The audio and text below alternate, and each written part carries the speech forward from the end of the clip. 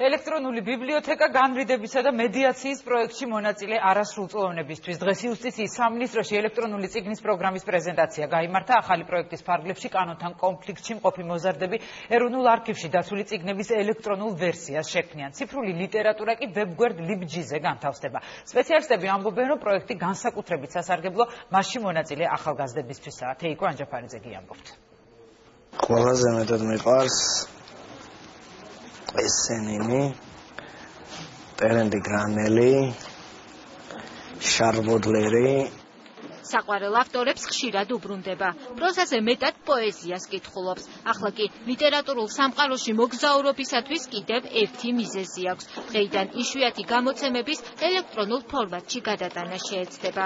16 წლის მოზარდი ერთ-ერთია იმ არასრულწლოვანთა შორის, ვინც განრიდებისა და მედიაციის პროექტის ფარგლებში ელექტრონული ბიბლიოთეკის შექმნაში ჩაერთვება.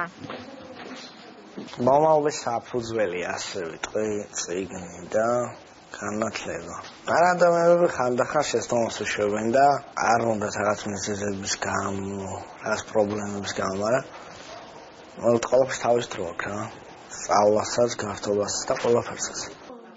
ხატრული და სამეცნიერო ლიტერატურა, წიგნები, რომელთა ელექტრონული ვერსია არ არსებობს. კანონთან კონფლიქტში მყოფი მოზარდები თანამედროვე ფორმატში მათთვის სპეციალურად შერჩეულ წიგნებს გადაიტანენ. ის, რაც ადრე მხოლოდ სათავეებში ინახებოდა, LibGIS-ზე მისი წაკითხვა ყველას შეეძლება. საიტზე განთავსდება უნიკალური გამოცემები. ალექსანდრე მოჩხუბარიძე-ყაზბეგის ერთმოქმედებიანი ვოდევილი, ვახტანგ ორბელიანის ლექსები და ხალხური შემოქმედების მარგალიტები. ჩვენ უნდა დავეხმაროთ ამ ახალგაზრდებს, რომ მაქსიმალურად დაინტერესდნენ იმ ლიტერატურით, რომელიც ჩვენ არქივშია დაცული. ჩვენს ბიბლიოთეკაში მათთვის გამოიყოფა მხატვრული ლიტერატურა, სამეცნიერო ლიტერატურა, სწორედ ისეთი თემატიკა, რომელიც ახალგაზრდებს აინტერესებს. იუსტიციის სამინისტროში დღეს ახალი პროექტის პრეზენტაცია გაიმართა. ელექტრონული წიგნის პროგრამას იუსტიციის სამინისტრო, ეროვნული არქივი და LibGIS ერთობლივად საგრანტო პროგრამის ფარგლებში განახორციელებენ. ამ პროგრამას აქვს ორი მიზანი.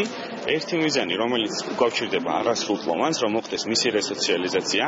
არასრულწლოვანს თავად ექნება განცდა, რომ სასარგებლო საქმეს აკეთებს, რომ ამდიდრებს ციფრულ ბიბლიოთეკას. მეორეს მხრივ საზოგადოება, რომელსაც მკითხველი, რომელსაც საშუალება ექნება უფრო მეტი ლიტერატურა ჰქონდეს ციფრულ ფორმატში და კომპიუტერის მეშვეობით გაეცნოს მას. ვფიქრობ, რომ ძალიან მნიშვნელოვანია ჩვენი ჩართვა ამ პროექტში, რამდენადაც მოზარდები, რომლებიც კანონთან წინააღმდეგ გომბეში არიან, ან განრიდებული მოზარდები, აითვისებენ იმ საბაზისო უნარჩვებს კომპიუტერთან მუშაობისა, რაც მათ მომავალში აუცილებლად გამოადგება.